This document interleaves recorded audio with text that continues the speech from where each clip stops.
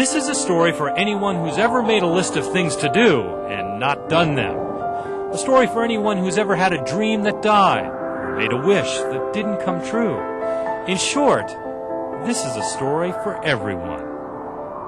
There's something about the human spirit that when you accept challenge and work on it and have deadlines and capture your potential, it's astounding what you can do. Meet John Goddard. He's 72 years old. Nothing unusual about that. Little alfalfa is a treat. He's got a wife, 5 kids, 2 dogs, a cat, and a horse. No news there. Sweet old horse.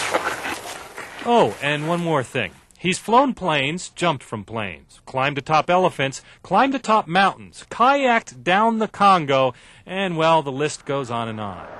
Did we say list? Oh, yeah. You see, there's this thing about a list. Well, it's been a fascinating life. And a well-planned one.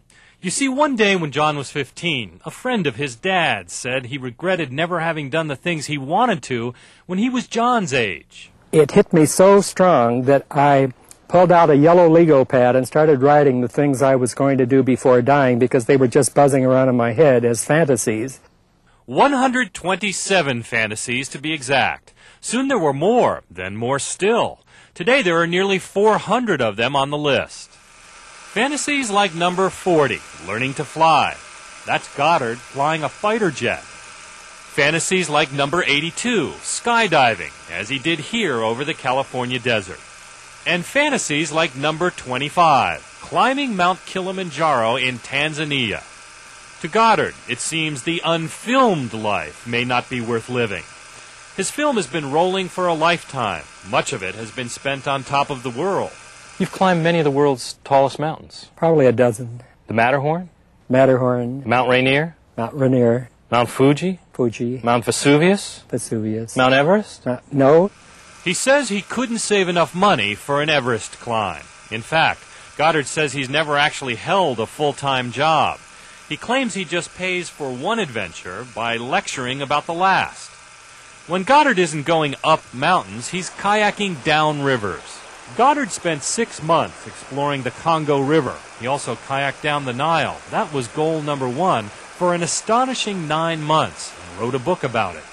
In fact, Goddard's accomplishments are so many, their scope so vast, that as you'll see later, we begin to wonder whether some of the proverbial fish Goddard had caught over the years hadn't grown a bit in the telling.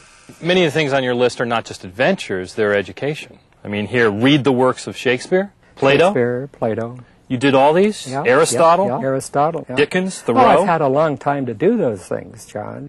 You didn't stop there. Poe, Rousseau, Bacon, Hemingway, Twain, Burroughs. You read all these? Yes, yes. How did you find the time to do all these things? You plan ahead.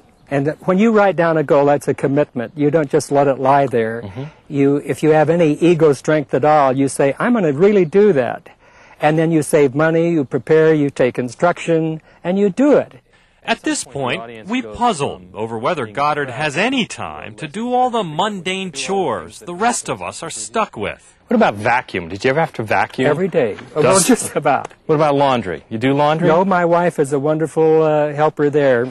Okay, here we go.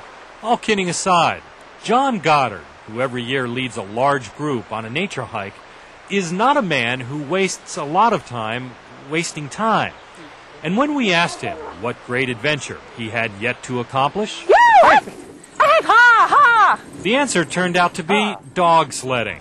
So the man whose motto is, to dare is to do, to fear is to fail, let us join him as he put yet another accomplishment in the books. Most people say, someday I'm going to do that, and they end up, if only I had done that. And I believe in taking control of your life and making it really important and have some substance and meaning to it. Okay, this is called white knuckling it, not out of fear, but out of effort. It looked like it was hard work there at some point. Well, you have to balance and shift your weight back and forth and keep the sled from tipping and keeping in alignment with the dogs, but it's a joy. Still, Goddard's daring do has come at a price. Although he's happily married for the 3rd time.